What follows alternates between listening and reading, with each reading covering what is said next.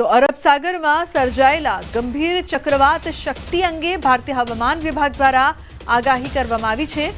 6 ઓક્ટોબરે ગુજરાત તરફ શક્તિ વાવાઝોડું યુ ટર્ન લેશે। ગુજરાત તરફ ફંટાયા બાદ વાવાઝોડું ધીમું પડવાની શક્યતા છે। આગામી 5 દિવસ રાજ્યમાં ભારે વરસાદની કોઈ શક્યતા નથી, પરંતુ કેટલાક ભાગોમાં હળવા ઝાપટા પડી શકે છે।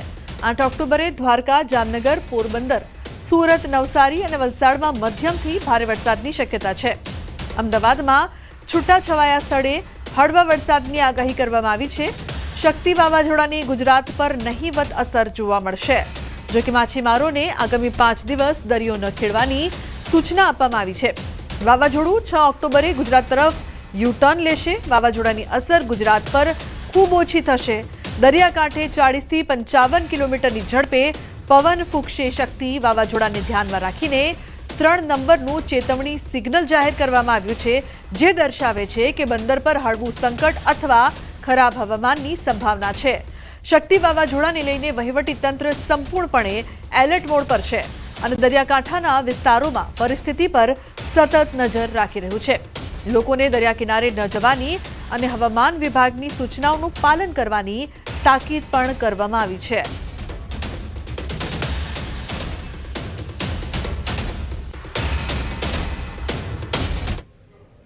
તો બીજી તરફ પોરબંદરમાં વાવાઝોડાને લઈને એલર્ટ આપવામાં આવ્યું છે। પોરબંદરના દરિયામાં કરંટ જોવા મળ્યો છે। માછીમારોને દરિયો ન ખેડવાની સૂચના આપવામાં આવી છે। બંદર પર 3 નંબરનું સિગ્નલ પણ લગાવવામાં આવ્યું છે। શક્તિ નામનું વાવાઝોડું જે અરબી સમુદ્રમાં હાલ જે કહી શકાય કે સક્રિય છે, તે વાવાઝોડું જે ગતિએ આગળ અત્યારે હાલમાં તો કહી શકાય કે ઓમાન અને જે ગલ્ફ તરફ જે જતું જોવા મળે છે, પરંતુ ક્યાંક ને ક્યાંક આ જે વાવાઝોડું છે તે ફરી સૌરાષ્ટ્રના જે દરિયાકાંઠાના વિસ્તાર છે તે તરફ પણ તેની અસર ક્યાંક ને ક્યાંક જોવા મળે અને પવન અને વરસાદની પણ જે રીતે હવામાન વિભાગ દ્વારા આગાહી કરવામાં આવી છે, તેને લઈને પોરબંદરની વાત કરીએ તો પોરબંદરની જે આપ જોઈ શકો છો કે દરિયો જે છે તે પોરબંદરના દરિયામાં જે કરંટ છે તે કરંટ જોવા મળી રહ્યો છે। જો કે વાવાઝોડાનો અને જે સાયક્લોનનો જે પવન અને જે કરંટ હોય તેવો નથી જોવા મળતો, પરંતુ ક્યાંક ને ક્યાંક થોડે ઘણે અંશે દરિયામાં પણ દરિયો રફ હોય તેમ લાગે છે। પરંતુ હાલ તો સતર્કતાના કારણે પોરબંદરના જે તમામ જે માછીમારો છે તેઓને દરિયામાં માછીમારી કરવા માટે ન જવા માટે તંત્ર દ્વારા સૂચના આપવામાં આવી છે। સાથે જ 3 નંબરનું જે સિગ્નલ છે તે પોરબંદરના બંદર પર લગાવવામાં આવ્યું છે છેલ્લા ઘણા દિવસોથી।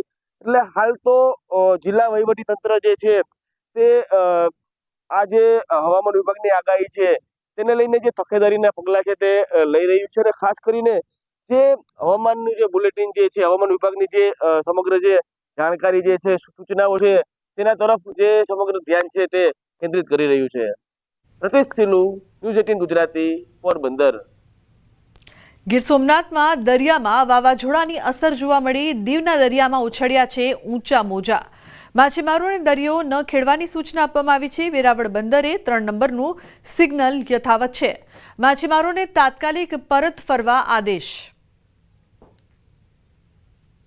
અરબી સમુદ્રની અંદર હાલ શક્તિ નામનું વાવાઝોડું છે તે સક્રિય થયું છે અને આ શક્તિ નામનું વાવાઝોડું હવે ધીરે ધીરે ગુજરાત તરફ આગળ વધી રહ્યું છે। ત્યારે હું મારી પાછળના આપને દ્રશ્ય બતાવીશ, કારણ કે આ જે દ્રશ્યો છે તે પ્રવાસન સ્થળ દીવના છે અને પ્રવાસ સ્થળ દીવને જે અરબી સમુદ્ર છે તે હાલ ગાંડો તુરબેલો છે। દરિયાની અંદર ભારે ઊંચા મોજાઓ છે તે ઉછળી રહ્યા છે। ખાસ કરીને દીવનો જે આ દરિયા કિનારા પરના મોજા છે, દીવના જે પહાડો હોય છે તેમની સાથે અથડાઈ રહ્યા છે। તો બીજી તરફ માછીમારોની જો વાત કરવામાં આવે તો ગીર સોમનાથ અને દીવના જે મોટા ભાગના માછીમારો છે કે જેઓ દરિયાની અંદર માછીમારી કરવા માટે ગયા હોય છે, તે તમામ માછીમારોને હાલ અલગ અલગ બંદરો ઉપર બોટો છે તે લાંગરવા માટેની સૂચના આપવામાં આવી છે અને ખાસ કરીને 3 નંબરનું સિગ્નલ છે તે પણ ઘણા દિવસોથી યથાવત રાખવામાં આવ્યું છે। એટલે કે ખાસ કરીને 30 તારીખથી લઈ અને આગામી 5 તારીખ સુધી માછીમારો છે તેમને દરિયાની અંદર માછીમારી ન કરવા જવા માટે પણ સૂચના આપવામાં આવી છે। ત્યારે જોવું રહ્યું કે હવે જેમ જેમ ગુજરાત તરફ શક્તિ નામનું વાવાઝોડું આગળ વધી રહ્યું છે તેમ તેમ અરબી સમુદ્ર છે તે કઈ રીતે પોતાનું રૂપ ધારણ કરે છે।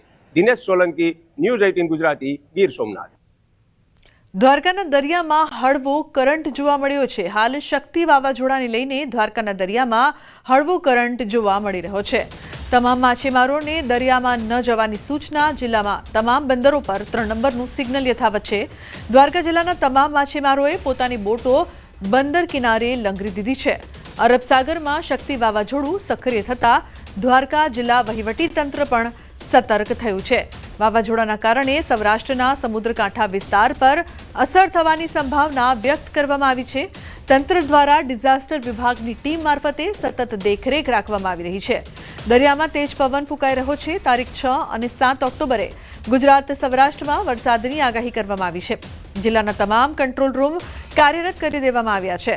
સાવચેતીના ભાગરૂપે જિલ્લાના તમામ કર્મચારીઓને રવિવારના દિવસે પણ હેડક્વાર્ટર ન છોડવા આદેશ અપાયા છે.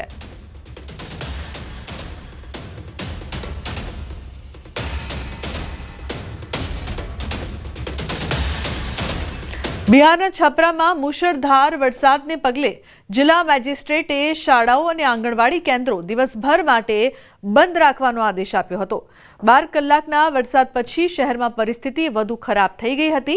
રહેણાંક ડાક બંગલા રોડની હાલત વધુ ખરાબ થઈ ગઈ છે. ન્યૂઝ 18ના સંવાદદાતાએ પરિસ્થિતિનો તાગ મેળવ્યો.